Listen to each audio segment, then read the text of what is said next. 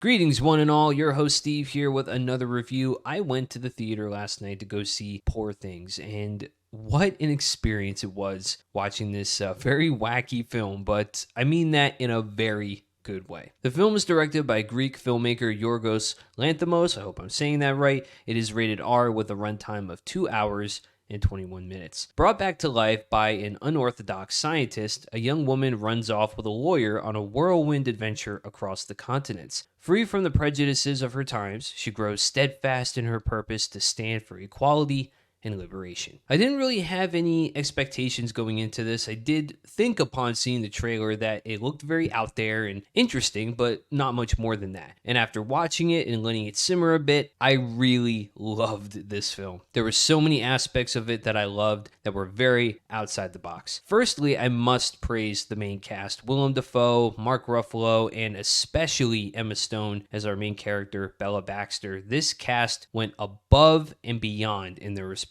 roles. Despite all the prosthetics on his face, Willem Dafoe gave a nuanced and caring performance for his experiment/daughter, Bella. Mark Ruffalo, I'm sure, didn't even know he was being filmed with how zany his character, Duncan Wedderburn, is. He just let loose and was having the time of his life on set, making this character hilariously unlikable and immature. Last but not least, though, Emma Stone was just amazing in this film. She really encapsulated what someone who hasn't experienced the world before would feel upon experiencing what life has to offer, its pleasures as well as its tragedies. Going on that journey with her to discover these things was a roller coaster of a ride. I couldn't get enough of the production design. The film is set in the 1800s and has a lot of period clothing appropriate for the time, and the sets are expertly detailed by designers Shona Heath and James Price. It tries to base itself in the real world during that time, but there's an intentional sort of off-kilter feeling of it where things just don't seem quite right, and I loved seeing those sets come to life. The use of camera work and color was quite unique as well. The film starts out in black and white as Bella is trapped in her home with her so-called father, as he doesn't want her to experience the dangers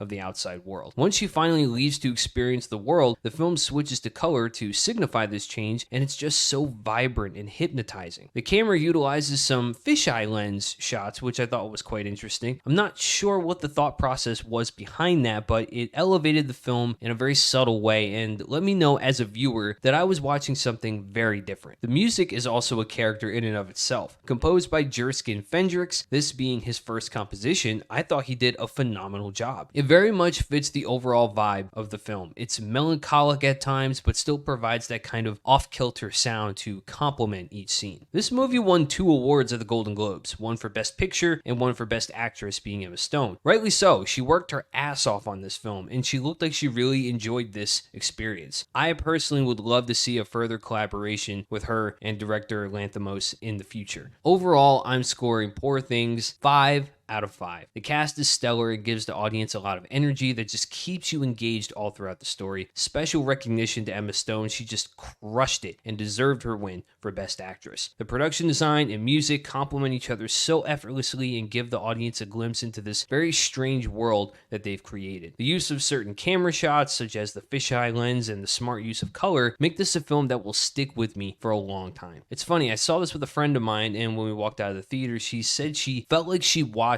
a movie, like really emphasized the word movie, and I couldn't agree more. Films like this just are not made anymore. And I didn't know until after I'd seen the film that this was actually adapted from a novel. I assumed it was an entirely original piece of work that maybe took some inspiration from Mary Shelley's Frankenstein, so I was kind of shocked to find out this was based on an actual novel. And hopefully films, that are more outside the box are kind of given more of a chance in that regard. But that out of the way, I want to know what you guys thought of Poor Things. Did you see it yet? What did you think of the Golden Globes? Let me know your thoughts in the comments below. Thumbs up if you liked the video, and sub to the channel if you haven't already, where I talk about movies and video games. Until next time, folks, keep it classy and keep it geeky.